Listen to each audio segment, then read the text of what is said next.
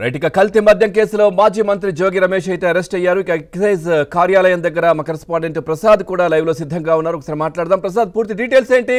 First ఎక్కడికి వెళ్తున్నారు? అంటే వైద్య పరీక్షలు ఉన్నాయా ఏంటి? పూర్తి డీటెయిల్స్ ఏంటి దీనికి సంబంధించి, జోగి రమేష్ అరెస్ట్ కి సంబంధించి? పవన్ వైసీపీ నేత మాజీ మంత్రి జోగి రమేష్ కల్తీ మద్యం కేసులో కొద్దిసేపటి క్రితం ఎక్సైజ్ శాఖ అధికారులు అదుపులో తీసుకున్నారు. ఈరోజు ఉదయం నుంచి కూడా ఆయన నివాసం వద్ద హైడ్రామా చోటు చేసుకుంది. ఇప్పటికే దీనికి సంబంధించి ఏవన్గా ఉన్న జనార్దన్ రావు ఇచ్చిన స్టేట్మెంట్, అదేవిధంగా అతను విడుదల చేసిన వీడియో నేపథ్యంలో వారం రోజుల పాటు కస్టడీలో తీసుకుని విచారించారు. ఆ విచారణలో కూడా పదే జోగి రమేష్ని ఎప్పుడెప్పుడు కలిసింది, ఏ విధంగా ఈ నకిలీ మద్యంలో అతని పాత్ర ఉంది, ఎంతవరకు తనకు సహకరించారు, మొత్తం రవాణాకు సంబంధించి ఏ విధంగా అతను ప్రోత్సహించారనే అంశాలపై కూడా ఆయన వీడియో రికార్డుతో పాటు స్టేట్మెంట్ కూడా సంతకాలు చేశారు. ఈ పరిణామాల నేపథ్యంలోనే కోర్టు కూడా ఈ మొత్తం ఆధారాలు కూడా సమర్పించారు. అయితే మెమో ఇచ్చి అరెస్ట్ చేస్తారో లేకపోతే విచారిస్తారని భావించారు. కూడా ఈరోజు ఉదయం అకస్మాత్తుగా మొత్తం పోలీసులు, ఎక్సైజ్ శాఖ అధికారులు, సిట్టు బృందం అందరూ కూడా జోగి రమేష్ నివాసానికి చేరుకుని అతనికి సెర్చ్ నోటీస్ జారీ చేశారు. మొత్తం ఇంట్లో సెర్చ్ దాదాపు 2 గంటల పాటు మొత్తం అన్ని తనిఖీలు చేసిన తర్వాత అతను అరెస్ట్ సమాచారాన్ని కుటుంబ సభ్యులకు అందజేశారు. కొద్దిసేపటి క్రితం అతన్ని అరెస్ట్ చేసే ముందు కూడా కొంతమంది వైసీపీ నాయకులు, కార్యకర్తలు ఆయన నివాసం ముందు బైఠాయించి ఆందోళన చేపట్టారు. జోగి రమేష్ అరెస్ట్ అక్రమము, ఇదంతా రాజకీయ కుట్రతో అని కూడా చెప్పినప్పుడు కూడా మొత్తం ఆధారాలు సేకరించిన తర్వాత అరెస్ట్ చేస్తున్నప్పుడు కూడా అధికారులు కుటుంబ సభ్యులకు వివరించడం జరిగింది. కొద్దిసేపటి క్రితం అతన్ని ఇబ్రహీంపట్నంలోని ఆయన నివాసంలో అదుపులో తీసుకుని పోలీస్ వ్యాన్లో ఎక్కించుకొని విజయవాడ గురునానక్ కాలనీలోని ఎక్సైజ్ శాఖ కార్యాలయానికి తరలించారు. మనం గురునానక్ కాలనీలోని ఎక్సైజ్ శాఖ కార్యాలయం వద్ద ఉన్నాము. ఇక్కడ మొత్తం చూస్తాం ఇదే వ్యాన్లో, ఇప్పుడు ఏదైతే వ్యాన్ చూపిస్తున్నారో అదే వ్యాన్లో జోగి రమేష్ను అదుపులో తీసుకొచ్చారు. ఇక్కడ మనం ఎక్సైజ్ శాఖ కార్యాలయం ప్రొబేషన్ మరియు ఎక్సైజ్ శాఖ ఈస్ట్ కార్యాలయంలో ప్రస్తుతం జోగి రమేష్ లోపలికి తీసుకువెళ్లారు. లోపల విచారిస్తున్నట్టు కూడా తెలుస్తూ ఉంది. ప్రధానంగా ఇప్పటి వరకు సేకరించిన సమాచారం మేరకు అసలు జోగి రమేష్కి అదేవిధంగా జనార్దన్ రావుకి ఉన్న సంబంధం ఏంటి? ఎందుకంటే గతంలోనే పలు ప్రెస్ మీట్లో కూడా జనార్దన్ రావు తన చిన్నప్పటి నుంచి తెలుసు, కానీ మద్యం కుంభకోణానికి తనకు ఎటువంటి సంబంధం లేదని జోగి రమేష్ పదే ప్రస్తావించారు. ఈ కేసుకు సంబంధించి కూడా సిబిఐతో విచారణ చేయించాలని నేను హైకోర్టు కూడా ఆయన పిటిషన్ దాఖలు చేయడం జరిగింది. ఈ పరిణామాల నేపథ్యంలో 6 రోజుల పాటు అద్దేపల్లి జనార్దన్ రావును విచారించిన సమయంలో జోగి రమేష్ పాత్ర ప్రముఖంగా ఉన్నట్టు కూడా నిర్ధారిస్తూ ఆయన చెప్పడం జరిగింది.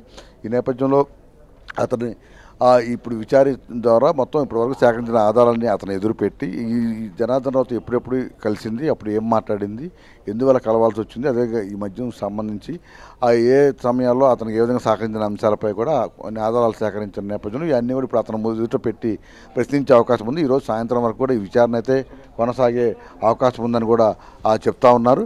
ఆ విచారణ అందుకని ఇప్పటివరకు ఎక్సైజ్ శాఖ అధికారికంగా అయితే అతను అరెస్ట్ నిర్ధారించలేదు, కేవలం అదుపులో తీసుకున్నామని కూడా చెప్తా ఉన్నారు.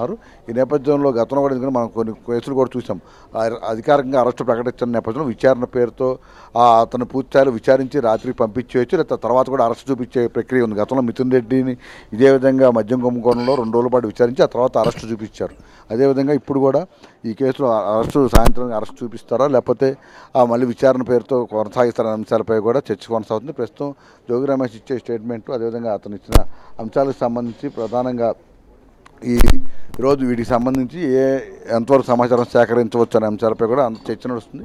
అది ఇప్పుడు కొద్ది క్రితం జోగి రమేష్ కూడా బయటికి లోపలికి తీసుకెళ్లే సమయంలో ఇదంతా కూడా రాజకీయ కుట్రలో భాగంగానే తనను అరెస్ట్ చేశారు.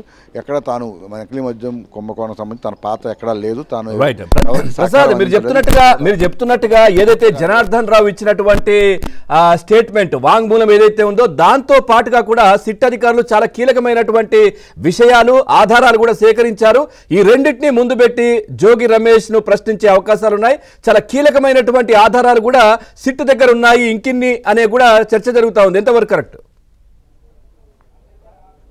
అంటే పవన్, ఈ కేసులో మొదటి నుంచి ఆయన పేరు విన్న బయటికి వచ్చినప్పటి నుంచి కూడా అతని చుట్టూనే కేసు నడుస్తుంది. ఎందుకంటే కేవలం రాజకీయ కోణంలోనే ఈ కేసు నడిచి ఉంటే ఇంత కాలం కూడా మొత్తం రాజకీయ విమర్శలకే పరిమితమయ్యేది. కానీ వారం రోజుల పాటు అతను ఎప్పుడైతే వీడియో చేసి ఏవన్గా ఉన్న అద్దేపల్లి జనార్దన్ రావు ఒక వీడియో విడుదల చేసి అందులో జోగి రమేష్ పేరు మాత్రమే ఆయన ప్రస్తావించారు.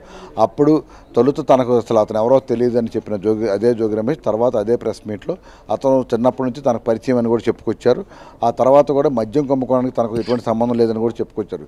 ఈ పరిణామాల నేపథ్యంలో ఇతని వైఖరి అతని వైఖరి వేరు స్టేట్మెంట్లు ఉన్న నేపథ్యంలో సిట్ ఎక్సైజ్ శాఖ అధికారులు అలాగే సిట్ అధికారి కూడా ఈ అద్దేపల్లి జనార్దన్ రావును వారం రోజుల పాటు విచారించి వీడియో రికార్డింగ్, అదేవిధంగా అతని దగ్గర ఉన్న సమాచారం ఏముంది, జోగి రమేష్ పేరు చెప్పడానికి కారణాలు ఏంటి, ఎప్పుడెప్పుడు ఏ ఏ వాట్సాప్ లేకపోతే ఫేస్బుక్ అలాగే ఇతర సోషల్ మీడియా వేదికలుగా ఎప్పుడెప్పుడు చాటింగ్లు చేశారు, ఎప్పుడెప్పుడు కాల్స్ చేశారు అని మొత్తం కీలకమైన సాంకేతికమైన డేటా అంతా కూడా బయటికి తీశారు.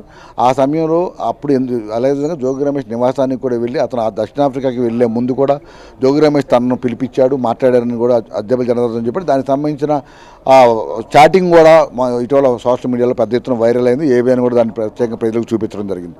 ఈ పరిణామాలన్నీ నేపథ్యంలో అతనికి జనార్దన్ రావుకి, జోగి రమేష్కి జనార్దన్ రావుకి మధ్య సంబంధం ఉంది. అయితే ఈ కేసు మద్యం కుంభకోణంలో ఎంతవరకు అతని పాత్ర ఉంది అనే అంశాలపై కూడా జనార్దన్ రావు చాలా కీలకమైన సమాచారం ఇచ్చినట్టు తెలుస్తోంది. ఎందుకంటే గతంలో వీటికి సంబంధించి ఎప్పుడెప్పుడు అతన్ని కలిశాను, ఎప్పుడెప్పుడు ఏ సంభాషణ జరిగింది, ఏ సందర్భాల్లో డబ్బులు లావాదేవీలు జరిగినాయి, ఎవరెవరిని పంపించి డబ్బులకు సంబంధించిన లావాదేవీలు నిర్వహించారు అనే అంశాలపై కూడా జనార్దన్ రావు చాలా పక్కకి సమాచారం ఇచ్చారు. అంతేకాని జోగి రమేష్తో పాటు అతని సోదరుడు జోగి రాము, అదేవిధంగా ఆరేపల్లి రాము అని ప్రధాన అనుచరుడు, వీరిద్దరి పాత్ర కూడా ఇందులో ఉంది.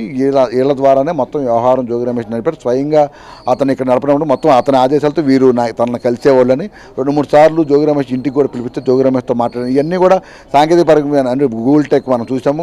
వివేకానంద రెడ్డి హత్య కేసులో గూగుల్ టెక్ ద్వారా అయితే సాంకేతికపరమైన ఆధారాలు సేకరించారో అదేవిధంగా ఇందులో కూడా ఇలా గూగుల్ టెక్ ద్వారా ఇతను చెప్పింది నిజమా కాదా, అబద్ధమా, లేకపోతే ఉద్దేశపూర్వకంగా రాజకీయ కోణంలో చెప్తున్నారు, ఇలా అన్ని కోణాలు కూడా పూర్తిగా విచారించిన తర్వాతే ఇప్పుడు అతని మీద అభియోగాలు మోపారు. కోర్టు కూడా ఈ ఆధారాలు కూడా ఇచ్చారు. అందుకే